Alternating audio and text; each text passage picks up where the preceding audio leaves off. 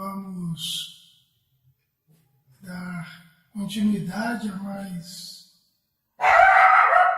dissertações sobre assuntos diversos no campo da filosofia, em que nosso intuito aqui nada mais é do que trazer uma maneira diferente de falar sobre as dificuldades, as possibilidades que a vida nos traz. Hoje nos foi pedido para falarmos sobre mediunidade. Então, hoje nós vamos atuar na área da paranormalidade, devido à nossa experiência, que já estivemos em várias outras religiões, e hoje, dentro de um campo livre, sem preconceitos, sem dogmas, dentro do campo do livre pensar. Hoje nós falaremos da mediunidade de uma forma diferente da que trivialmente é falada em nosso meio espiritualista. Temos várias experiências e vamos destacar, dentro do campo da espiritualidade que nós mais atuamos, o campo da doutrina dos espíritas. Para que possa ficar mais entendido, nós atuamos no meio da doutrina dos espíritas durante muito tempo. Só que, de um tempo para cá, com a nossa busca além daquele circuito fechado que é comum na doutrina dos espíritas, hoje nós estamos atuando no campo da doutrina dos espíritos. Hoje o religiosismo, a liturgia, os ritos não nos pertencem mais. Tanto que essa reunião aqui nossa hoje, nós dispensamos qualquer oração, preparo, prece, pois entendemos nós que um bom comportamento vale mais do que 1000 orações. Dentro desse raciocínio, estamos querendo levar para vocês uma coragem, uma forma diferente, porém bem dentro dos ensinamentos do próprio Jesus. Em João 8,32, nós gostamos muito de citar essa passagem, onde ele nos diz: conhecereis a verdade vos libertará. Não querendo fazer apologia contra as religiões, mas sim estando dando o nosso depoimento que podemos ir além do dogma, além dos rituais, além do tradicional, nós podemos seguir em frente. Então, em evidência, nós falaremos de duas polaridades que existem no Espiritismo.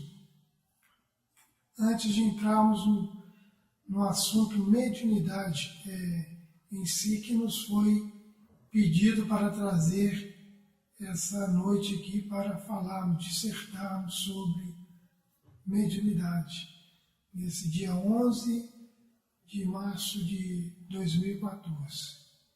Então, doutrina dos espíritas é a doutrina que é sedimentada em 4 pilares: reunião de desobsessão, assistencialismo, igrejismo e tradicionalismo. Correto? A reunião de desobsessão das casas espíritas, ela é um campo não de experiências paranormais, mas sim de curiosidades fora do normal. Curiosidades. A maioria dos que frequentam estão atrás de fenômenos de busca de querer algo para o seu próprio umbigo. Estão ali procurando algo que vai de interesse pessoal e perdendo toda a essência que a doutrina dos espíritos nos oferece, que é diferente da doutrina dos espíritas, que é uma doutrina que insiste em ser uma religião sem poder ser, sem ter bases para ser uma religião. Religião no sentido trivial, no sentido de instituição, de hierarquia, vai contradizer todos os ensinamentos que é a base da doutrina dos espíritos. Correto? Então, quer dizer, o igrejismo, o assistencialismo e o tradicionalismo, eles são que sustentam essa doutrina que insiste em ser uma religião sem poder ser, sem ter como ser uma religião no sentido que a humanidade cultua as religiões. Porque se for denominada uma religião, terá que ter uma hierarquia, um papado,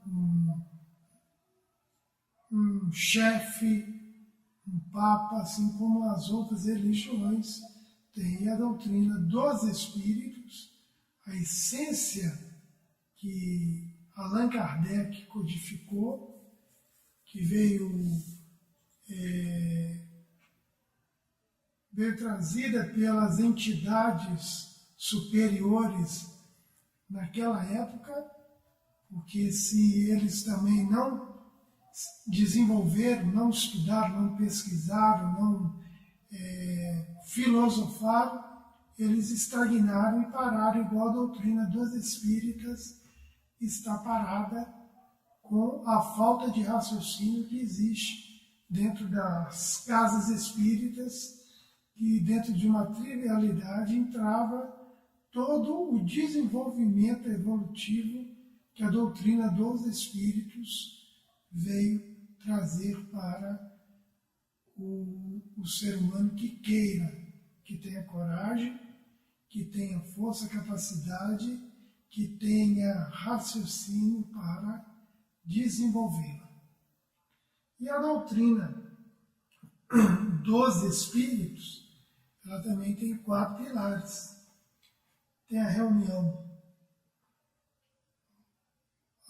mediúnica, vamos dizer assim.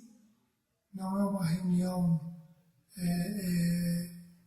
que vai ter fenômenos, que vai ter manifestações, como tem as reuniões mediúnicas da doutrina dos espíritas, mas vai ter uma reunião onde, a partir do momento que você busca pesquisar, estudar e envolvido com um enorme desinteresse pessoal, aí estará sedimentada a doutrina dos espíritos.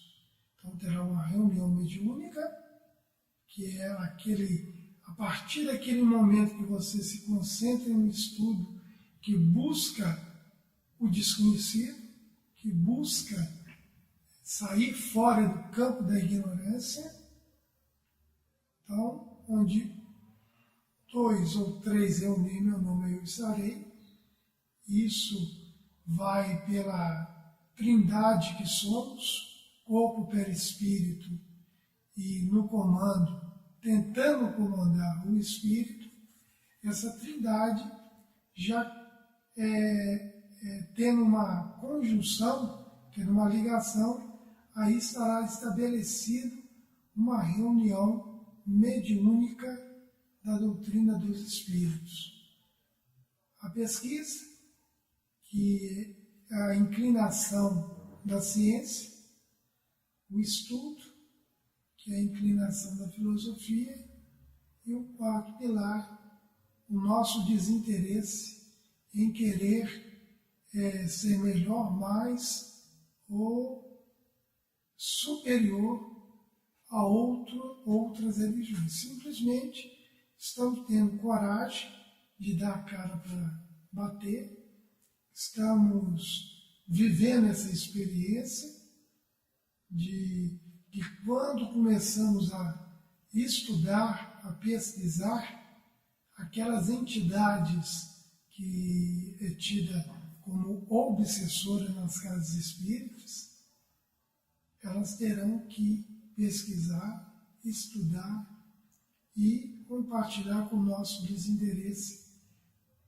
pessoal de querer formar um campo de verdade que vai sobrepor as outras filosofias e religiões e modos de pensar.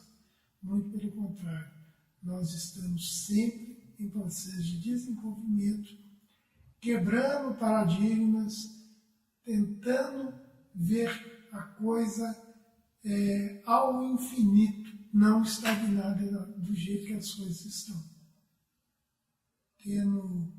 Fugindo daquele conceito, daquela visão materialista que sempre nos questiona. Mas o que vocês estão vendo com isso?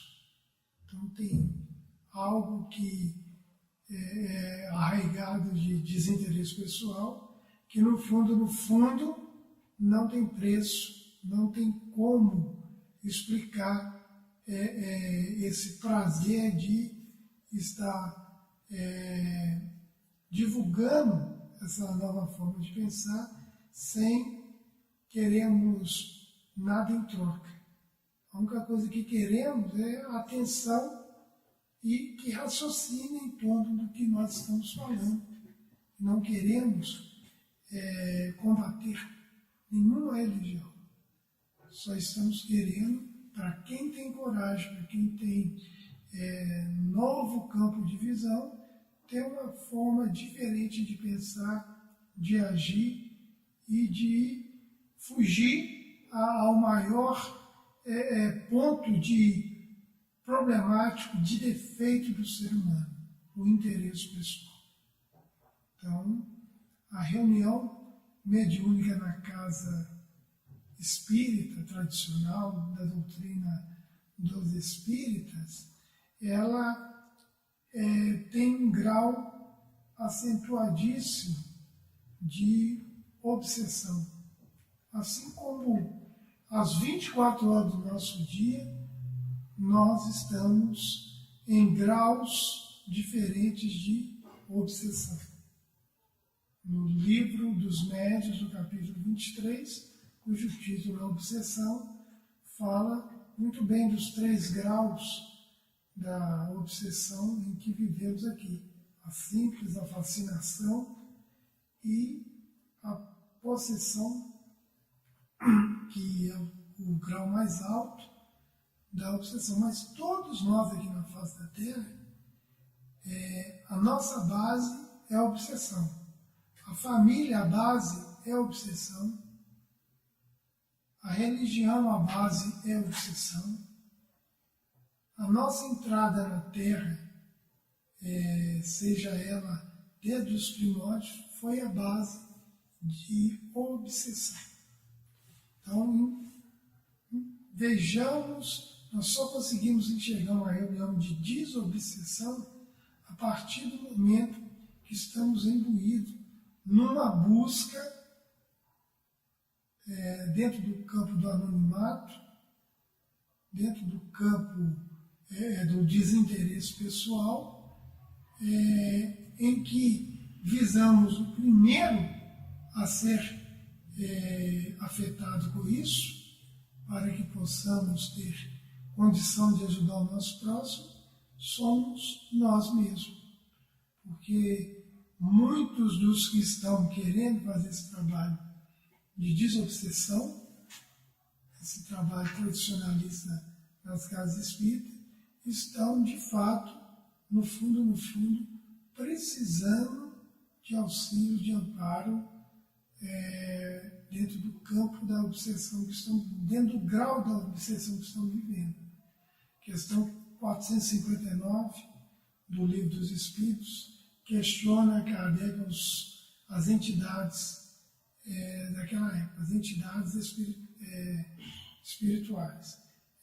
Influenciam em nossas vidas e em nossos pensamentos os espíritos que nós trocamos, influenciam em nossas vidas, em nossos pensamentos, as entidades que nos cercam, as entidades espirituais. Aí a resposta é sim. De ordinário são eles que nos dirigem. Então vai depender do meu grau de sintonia, do meu grau de pensamento, do meu grau de comportamento para que essas entidades possam estar me influenciando e eu a influenciando também. Porque é uma recíproca aí. Muitas das vezes nós é que somos nós encarnados que somos o grande obsessor, somos o grande perseguidor, talvez daquelas entidades cuja ignorância são atraídas pelos nossos desejos mesquinhos, o nosso comportamento baixo, a nossa forma de postura de vida. Então, muitas das vezes, nós é que precisamos ser exorcizados e não eles. E muitas das vezes, nós nos colocamos na carne como os mocinhos, as vítimas, e eles como os verdugos, os vilões que nos perseguem. Mas, quando começamos a raciocinar, dentro do princípio, dentro da premissa que não existe um efeito que não tem uma causa, a obsessão é um efeito cuja causa nós a criamos em existências, em um passado remoto, e que, quando ela se acentua na nossa vida, nós nos achamos vítimas, achamos injustiçados por aquela perseguição implacável daquelas entidades que nos cobram, que nada mais é que a somatória de ignorâncias recíprocas. Tanto a minha ignorância quanto a ignorância dela se fundem dentro de um egoísmo recíproco, e ali aquela simbiose cria a toda perturbação que vai de uma forma exponencial, contaminando todo o coletivo que eu vivo, dentro dos padrões que são gerenciados pelas leis naturais.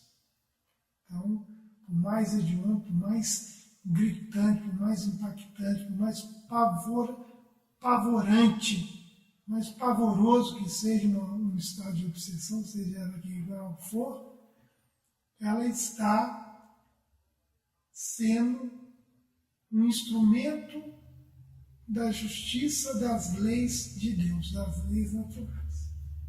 Não tem nada fora do lugar. E ela vai permanecer aguda, acentuada, de acordo não com as promessas, com as distribuições de cesta, com os donativos que eu der, mas sim com a mudança do meu comportamento.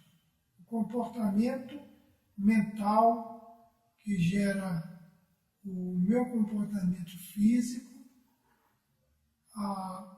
aliado ao meu livre-arbítrio, nessa conjunção é que vai definir se eu estarei num grau baixo ou num grau super alto de obsessividade, de obsessão. Então, as reuniões que têm essas doutrinações, vamos dizer assim, esses desfechos obsessivos instantâneos, rápidos, nós podemos desconfiar profundamente, pois algo que foi sedimentado há milênios, em alguns minutos ali, de manifestações duvidosas, manifestações surtos de manifestações e alguns teatros que são feitos ali são de forma duvidosa, de forma ineficaz, uma armadilha para que possamos permanecer naquele grupo que, na verdade, está sendo um coletivo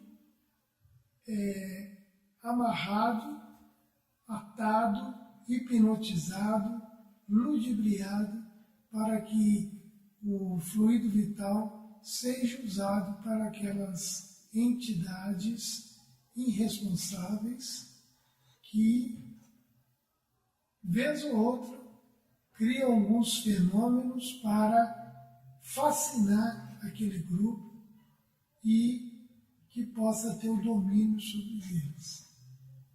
A verdade é essa, que a própria doutrina dos espíritos, ela traz dicas contra esses que é chamado no Evangelho segundo o Espiritismo, falsos profetas. Tem um capítulo 21 que é todo direcionado a essas entidades que se dizem superiores, que se dizem mentores das casas que são frequentadas por esses seguidores, e ali, como vaquinhas de presépio, aceitam todas as dicas, aceitam todos os mandamentos que aquela entidade cria, dominando um grupo por anos, décadas ali, mas por trás disso, por trás dessa máscara de doutores, de entidades superiores, estão entidades vampirescas, entidades que simplesmente querem sugar a energia vital daquele grupo que se predispõe com toda a boa vontade, porém que boa vontade e boas intenções, como dizia Maquiavel, o inferno está cheio. Nós voltamos a bater na tecla do desinteresse pessoal.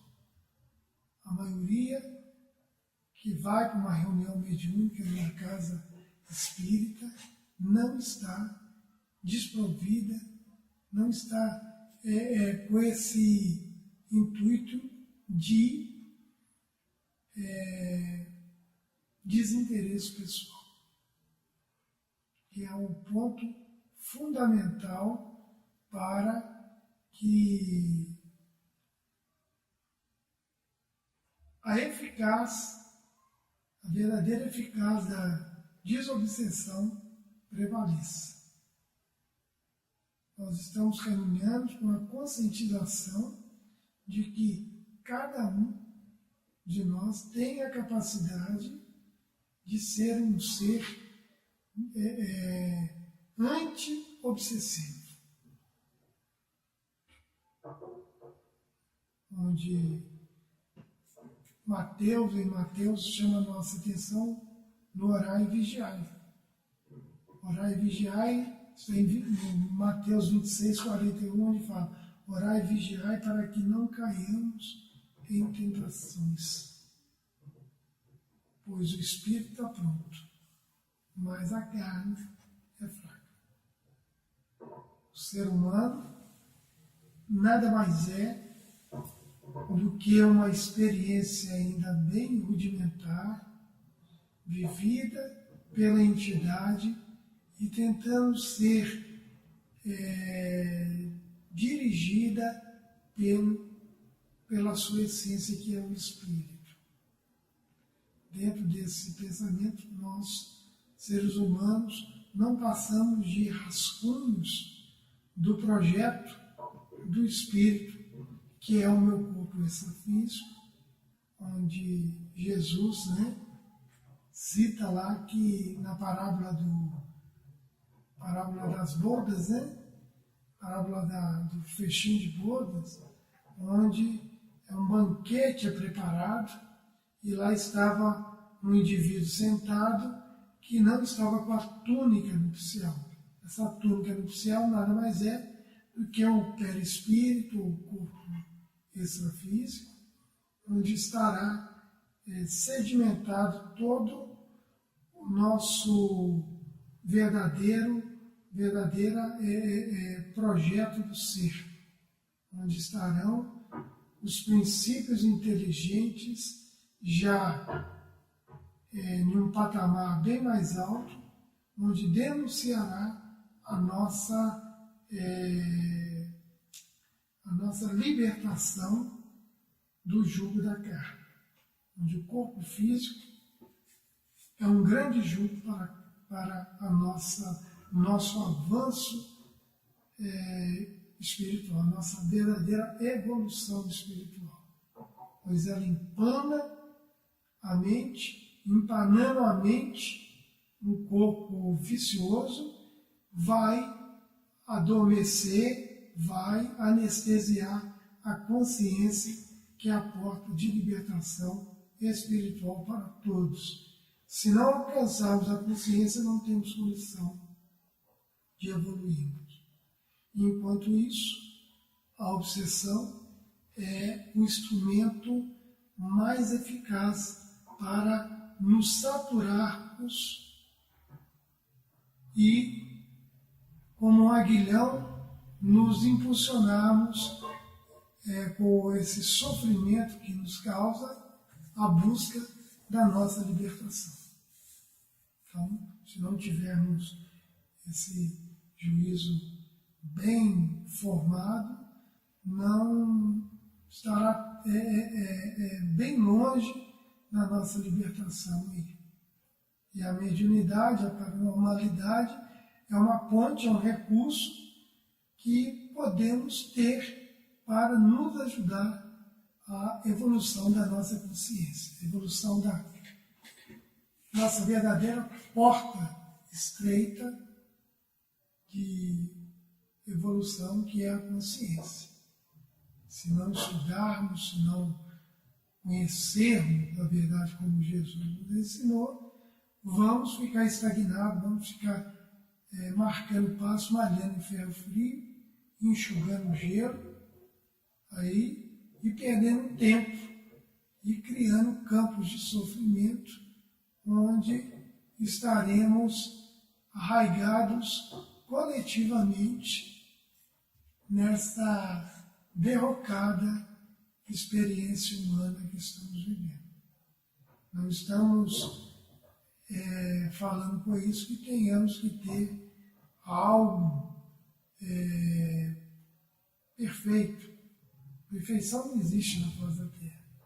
Mas o que vai fazer a diferença de cada um de nós será o grau do nosso esforço em domarmos as nossas más posturas, nossas más inclinações. Correto? Então, quer dizer, a doutrina dos espíritos, ela trouxe para a Terra uma codificação, um manual de paranormalidade chamado Livro dos Médiuns, que é um manual fantástico para quem raciocina, e algo pavorante para quem não gosta de estudar. Mas o Livro dos Médiuns, ele teve também, décadas depois, um grande aliado da doutrina dos espíritas, um italiano chamado Pietro Baldi, que trouxe também 65 obras de cunho de compilação intuitiva para a Terra, onde é um tesouro que vamos precisar de várias encarnações para absorvermos toda a sabedoria que o Pietro Baldi trouxe, e o destaque na área da mediunidade, da paranormalidade, são as noures, onde ele traz toda a técnica da mediunidade, toda a quântica da mediunidade, em que na compilação de Allan Kardec já era anunciado essa transmutação, essa reformulação, esse aperfeiçoamento, esse ir além da mediunidade ordinária que todos nós temos. Capítulo 14 do Livro dos Médiuns, Kardec é orientado, intuído que todos somos médiuns. A diferença da mediunidade ordinária está toda explicada na questão 459 do Livro dos Espíritos, onde diz lá que os Espíritos nos influenciam 24 horas. Já a mediunidade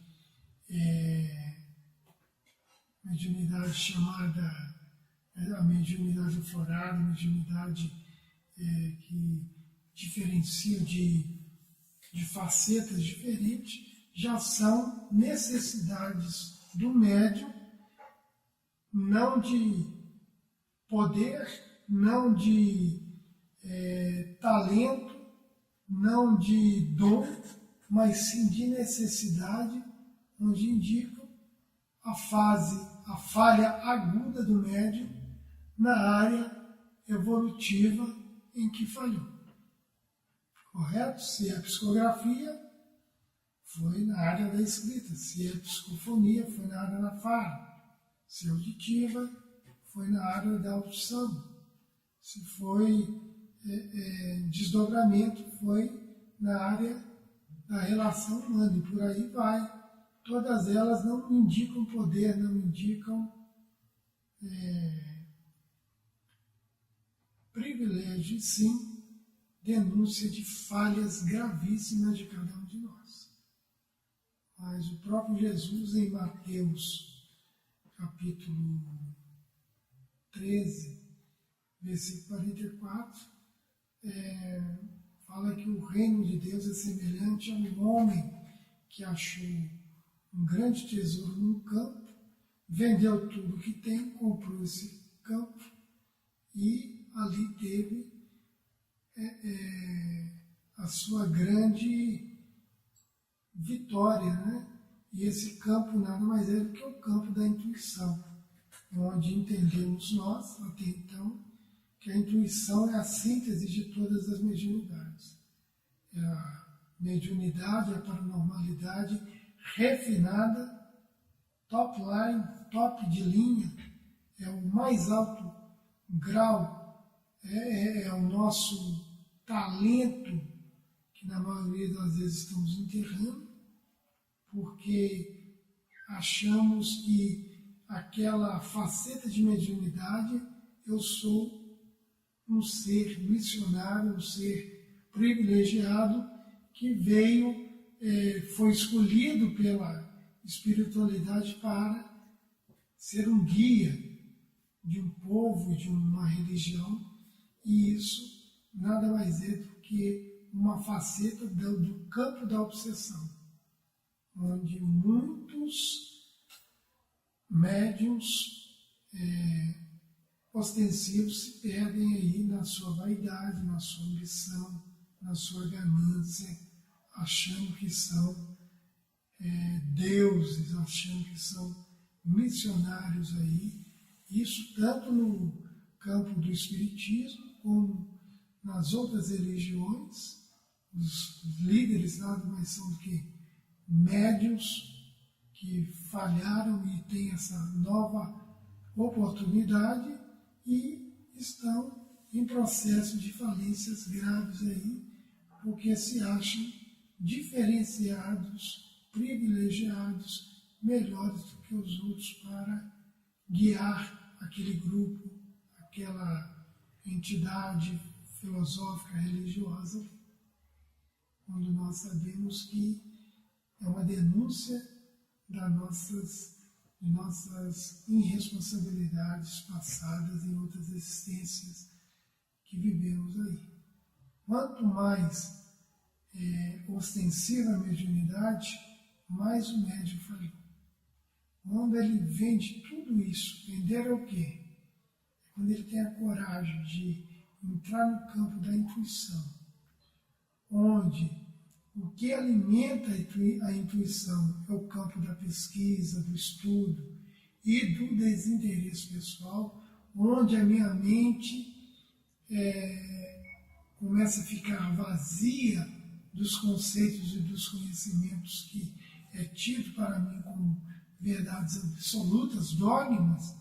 Eu, com a minha mente limpa, ela cria uma nova sinfonia, uma nova frequência, e aí essas vibrações, essas ondas superiores vêm de acordo com a minha capacidade, de acordo com o meu merecimento, de acordo com o merecimento daquilo que eu vou passar, esse momento intuitivo, eu estarei numa frequência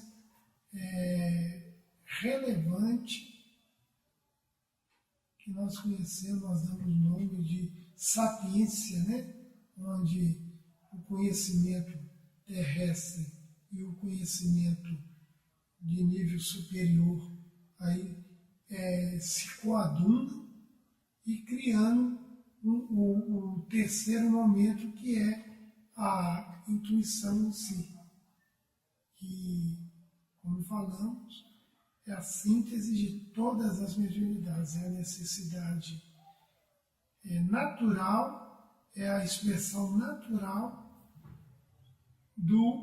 da consciência de cada ser sendo expressada dentro do conhecimento, da capacidade de cada um, como a minha aqui agora, de passar a nossa virtude, o esforço do nosso conhecimento. Então, é uma conjunção entre cérebro humano, mente e a consciência.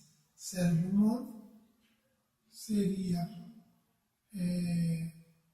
o aparelho, o produto final que, conjugado com a mente, que está no perispírito, também em equilíbrio, forma a trindade com a consciência. E aí, a intuição nada mais é do que o pensamento do meu espírito passando para a entidade que sustenta o meu corpo físico e sendo expressada pelo conhecimento do meu cérebro, do meu raciocínio, tentando expressar para você como é a verdadeira e natural e única mediunidade, a intuição. Dentro desse conhecimento, o fenômeno da obsessão ele se dá quando a mente, que é a medida, que é o intermediário, que é o nosso médium natural, que é o intermediário, que é a ponte entre o corpo físico e a essência, que é o espírito, ela vai fazer a grande diferença do nosso intermédio. quer dizer, a intuição nos leva a ser médios de nós mesmos, a serem médios de mim mesmo, onde o raciocínio estará excitando, estará buscando a condução com a consciência que rege todo o meu ser, físico, extrafísico e essencial, me tirando da rota obsessiva da simbiose de uma outra entidade entrando, me hipnotizando no extrafísico, correto? Me hipnotiza no extrafísico e usa do meu aparelho mecânico físico para os seus desejos e sua busca pseudo-espiritual que se torna em dogmas daquela turma. Então nós vemos aí que o poder obsessivo é 99%, quase 100% que nos rege aqui na Terra. Então a intuição, ela é algo que, sem desinteresse pessoal, sem política, sem remuneração monetária, sem interesse pessoal, a intuição é impossível ser estabelecida aqui. Ela só foi com pouquíssimos aí, graças ao desinteresse pessoal deles, onde as reuniões mediúnicas nós voltamos a afirmar. Um dos pilares é o interesse pessoal. Quero me ajeitar, eu quero expulsar aquela entidade, quero ficar livre dela, eu sou o mocinho e ela é o bandido. Em síntese, a nossa intuição é essa. Seja para nós ou para um ente querido que vamos nas casas espíritas. Eu estou aqui na casa espírita para fazer tratamento com o meu ente querido, porque ele não está tendo condição de vir aqui, ele está com um obsessor. Simplesmente eu quero que aquele obsessor suma, desapareça e perde toda a essência do amor que Jesus nos ensinou. Onde é no campo do anonimato, onde ninguém perceba, onde ninguém veja o meu ato nobre de querer não ficar livre daquela entidade, mas sim a sua promoção. Então, quando eu insisto na minha busca de conhecimentos relevantes, pesquisa, filosofia, procura gradativamente domar minhas más inclinações, não em me tornar um ser perfeito, que humanamente é impossível, mas dentro do esforço da minha capacidade e da minha realidade, do meu universo, que não cabe a ninguém julgar simplesmente a mim, dentro desse esforço natural, a desobsessão será também natural. Será uma questão de postura de comportamento, do meu comportamento, mudança do meu comportamento. Então, se segundo o Espiritismo, a obsessão é uma entidade que nos persegue obsessivamente ali, ela terá que estudar comigo, ela terá que pesquisar comigo, terá que compartilhar do novo momento da minha vida, do novo comportamento que eu estou. Senão ela terá que procurar bater em retirada e procurar um outro campo onde ela possa estar atuando na sua irresponsabilidade. Então, são vários quesitos aí que levam uma entidade a estar do nosso lado no sentido de obsessão. E a maioria delas é sedimentada com o nosso comportamento. Se mudamos o nosso comportamento, nós mudamos toda a nossa psicosfera, todo o nosso redor. Então, nesse momento aqui agora que estamos procurando conscientizar disso, aquelas entidades que estão no nosso encalço, estão nos procurando, vai ter que estar aqui agora, ouvindo isso, pensando sobre isso, e terá que ficar do nosso lado nesse papo que para elas vai ser muito chato, muito aborrecido, sem graça, e vai ser com a nossa insistência, né? No próprio livro dos Espíritos, como podemos afastar essas entidades que nos percebem? Cansá-la, vencê-la pelo cansaço. Então, nós temos que nos insistir nas nossas pesquisas de busca filosófica, científica, sair desse campo de dogmatismo e de tradicionalismo que vivemos. As reuniões de desobsessão na casa espírita vão acabar com esse discurso mesmo? Nunca. Precisam. Mas, a partir do momento que você tem uma nova visão, tem um novo campo de pesquisa e de busca, uma reunião de desobsessão na casa espírita, o meu raciocínio hoje se torna obsoleto. Mas é a tábua de salvação, de alívio, de consolo de muitos, que não estou aqui para fazer apologia contra, mas sim dar o meu depoimento, que estou há 2 anos fora da casa espírita, de reunião espíritas, reunião de desobsessão, onde atuei como médium de psicografia, psicofonia, audição, e atuei também como orientador, ou antigo doutrinador também, vivenciando muitas experiências durante esses 15 anos que vivi lá, que para mim foi de grande valia, foi grande experiência que vivi, mas para voltar e atuar eu estaria regredindo dentro da minha proposta que tem de ir além. Hoje a minha reunião mediúnica é a minha reunião íntima e com alguns companheiros que interessam nessa nova forma de pensar, quando nos reunimos e sentamos ali, estamos numa reunião de desobsessão.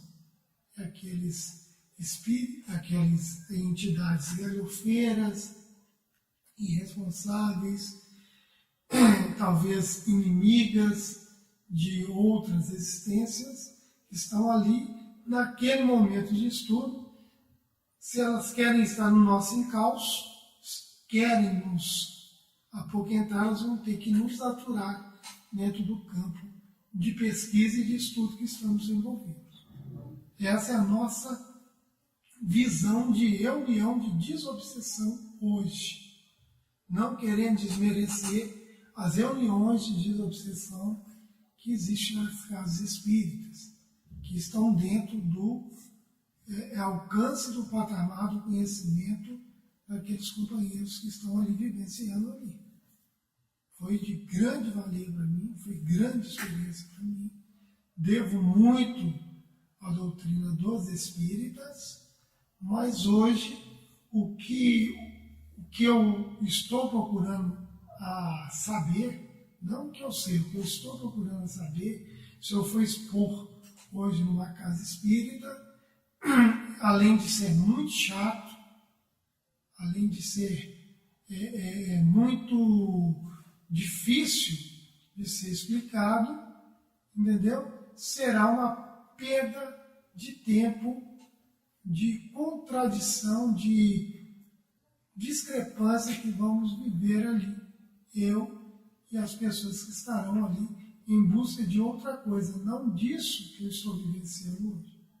Porque se eu quiser insistir numa casa espírita, eu estarei envenenando todo aquele público ali que vai em busca de consolo, de alívio, de libertação ali. O que eu sei hoje é algo muito forte, muito racional,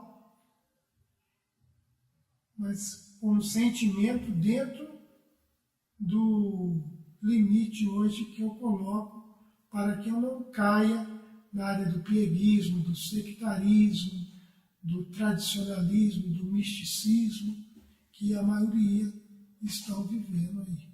Mas que é a saturação natural que vão precisar.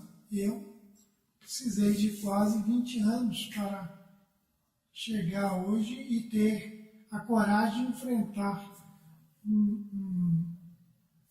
um obsessor, vamos dizer, cara a cara. Hoje os meus obsessores são 24 horas que estão no meu encalço. Hoje eles irão compartilhar comigo dentro do comportamento que eu estou vivenciando hoje. Se eles derem conta, dentro da minha insistência, do meu prevalecer, da minha busca filosófica e científica, eles terão que compartilhar comigo no que eu penso, no que eu desejo. Como Humberto Roden fala, né? Quando raciocinamos, nós estamos queimando fosfato. Então, quando queimamos fósforo do nosso organismo, aquelas entidades que vivem do fosfato do nosso corpo estarão tendo que sair, bater em retirada. Porque quando o fósforo é queimado, a luz se faz. E quando a luz se faz, é o sinal para eles que o alimento deles não existe mais aqui. Não existe mais nesse campo, nessa psicosfera do meu ser aqui. É um campo improdutível para eles. E a luz, ao contrário, ela vai sendo a compilação, o meu forjar da minha verdadeira identidade espiritual.